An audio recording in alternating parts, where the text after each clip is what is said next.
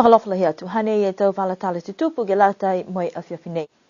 O hoko mai e whenonga he takitaka New Zealand ko John Key ke hea hiniafi mo e whakatutala e ke whakamalolo e whakawhetuianga mo Niuean. Ko tātua ai he tau leo e tahatanga toka atua i ke whare pui pui ha koe taha le kua to hoko mai e whenonga John Key. Ko liu e whono e ke pule ke whono tali mai he whiwhiri e whakatunu whono mai pale mia he male hina. Koe ahunia whine hoko mai ai e takitaka New Zealand ko John Key ke he motu mai hana matakau he whenonga vika he Pasifika ne hoko atu ai ki Samoa mo Tonga mai whakausi ai ki Niuean. Whakamua ko mai ke whileweia mai whalu he taulilifu ne ko hohoku atu kau whakataha mai matua palimia ko toke tālangi. Ko mai ke ai John Key poki ke lamatai atu ke hawhangianga he wala he male whakalele ne kua whakalaulahi ai mai whakafou mai tutupe fuaki mai e New Zealand.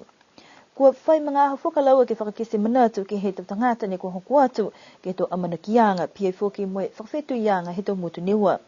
Kua watu ai ke whale whono ke whakatutala hangaui ke to whakawhetu ianga nei mai tau tupe langmatai. Matutaki atu ai e whakahoanga nei mai whai mga ahuai ke whakakisi manatu mai tali e te huhu mai he to tangata whakapuloa tala ne ko whenonga mai au roa mai mtakau nei ke he ofisa he whahi whenonga eva. Tuk whenonga i fuaki e mtakau mai o atu takai ke he taha takai ku ne ko whakatokatoka i kamata mai whahi ngahua hila o atu e hala ke he taonga Niuean kiskisi ai fuaki ke mtakau fōu ne ko amina ke toka atu ai e aonga tau whanau kiki mai o atu ai ke he mango hakupu whamanoni vaia mai awhi atu ke ononu atu ke he matangahua talanga waka ha awasele mai kiskisi fuaki ke whakaonganga he waka ko tuku ai ki tahi. Lahi e whiawhia matua palimia pia i fuaki ni mo i takitaka New Zealand ha ko mai ki ai ke whakatu mau e tau whakatuianga mai longa whakalahi fuaki ke he whenonga hana kua mole ke tau wafi hewa ne whakakise tau manatu malolo mai he matua palimia ke he uka ke maua mai e tau tope ne ku fuaki mai New Zealand. Kai talahaua i fuake ia ke mga hona e manako ha New Zealand ke iloa e whakaonganga e he tau tope ne kua fuake mai mai motu. Koe ahi niawhi ne whakailoa e he takitaki ko John Key e amanakianga ke fuaki mai New Zealand taha pueni ua 5 miliona tāla. Tahe miliona tāla ke lātai me tu whai whenonga e vaiava mai ua seu 50 e awhi tāla ke lātai me tu puhala moa malolo hila ne kua hanghang taki koe tau tupe ne ka fuaki mai ke he 5 e tau. Ne tuk whenonga atu ai e whenonga nei he moali ai e matahala ono whiawhi. Koe pungi niawhi ne kua tātu ai e taha tangata tāne mai toka atu ai ke he whale pui pui he moali atu ai e taha le kua mo e tau leo. Koe mana nei ne koe tupu ai ki alofi atu hoku mai e whenonga he lilifu ko John Key. Koe loa mai koe tangata tāne nei ne kua lali ke whai whakakisianga ke tau lapa whakamailonga kua tohia whaluhana tau manatu ne kua tau spawaki ke whakatali aki e whenonga ne kua mai. Ka koe tau talahawanga ne kua mua mai he leo taonga New Zealand ne kua he mai kua keli whakamamahi ai he tau leo e tangata tāne nei. Kua watu me whakatutala atu ai ke takitaki leo hangau ia ke mani kua tupu ne kua hoku atu ai hando leo ke kiskisi atu ke whakatokanga nei mo e whiwhiri puhala ke whai whakatutalanga mo ia. Tunga nei o watu tau leo me whakatutala atu ke ia hangau ni ke hake he matangahua hana no kua mamanaki e ke taus mo e meke e ke whakapuloa i hana tau talahawanga ke he tau ke tau lapa si ko tuhi de ia hana whikau ke lapa. Mita ke hana tau whakaholoanga hai e ia e tunuhia ke tau se whakaholoanga hana no ko tau se ia.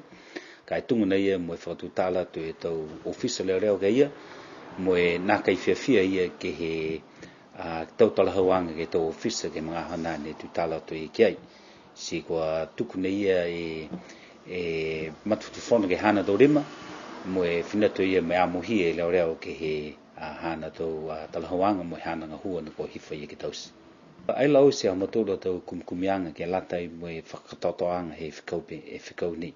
Kai tunga nei ia hai ai e tau puhala mo e whakatokanga ngahua ke whai ngahua leo ki maike ke whakatutala mua mo e amatula ofisa ngahua ke hana ngahua na kua tau se ia po ke ka eke ko se amatula kumkumianga ia tau maike amatula fuki ke tau se kumkumianga ke latai mo e whikau ia ke mamau niafi. Pehe mai e whahinga hua leo ke le kua ne ko tupu nā kai a manake lu tūru ke lahi pehe nei mai mai longa tunuhia he tangata ka whai manatu kai uhua ki kai ke ko whailoa atu whamua ke whahinga hua leo e tau amanaki anga ia. Kai ke ni ke mai longa mo ki sia ia maturu e tunuhia ha kua tunga nei ko amuhia i e leo ke hana ngahua ko tau sei ke he mga hona to mo e talahoanga ia po ke lakanga ia kai ke ko katotoa maturu to kumkumianga. Ne whakatoka mai e tangata ni ki whafo he mga huwhiawhi he mole o te whenonga he takitaki New Zealand.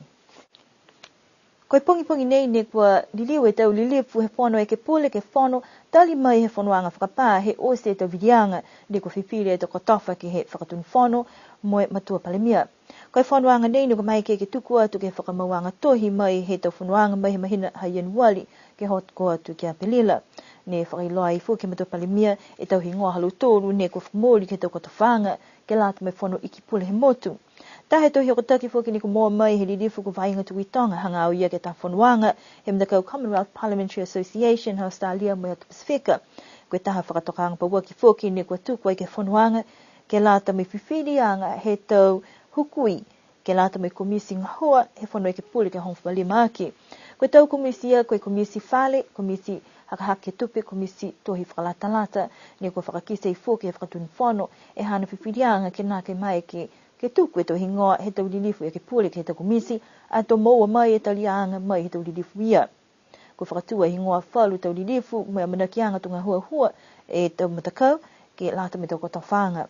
Ko tau whakatutalaanga ke he tau huhu mai tau matakau pupuleanga kua tuku watu wai osi he lilifu ko Terry Coe ka kua whai vihu foki hangau ia ke he tau matakupu. Kua tuku watu whalu kua nākai talia ke tuku watu. Ne whakause whanwanga me te manatu whakaue mai he tau lilifu takitaha ke he tau kotawhanga ha kua whakaholu mai he whanwanga kua moale. Nā kai mai ke whai ata ke pokia ke māme haho nei ha kua nā kai talia puke mō e whakataanga mai he whakatunu whono pese ni kua pokia mai he poko ne kua onono mai to tangati whafo he poko whono he tau e ke pule. Whakausi mene e wala tātu tupu ngalata me whipnei wane me ke hokua tu ke hau whakatātā he maanga ko hako patua ke hau whaiumu. Mai longa fuaki ko hau pungipongi amana kia e te whānu lalahi ang tokolunga ke tau se halo tūru a whetoko whakmatalanga whaka Niuean. Kena nofwa mnine po toliriwa te tūru ke whiwea.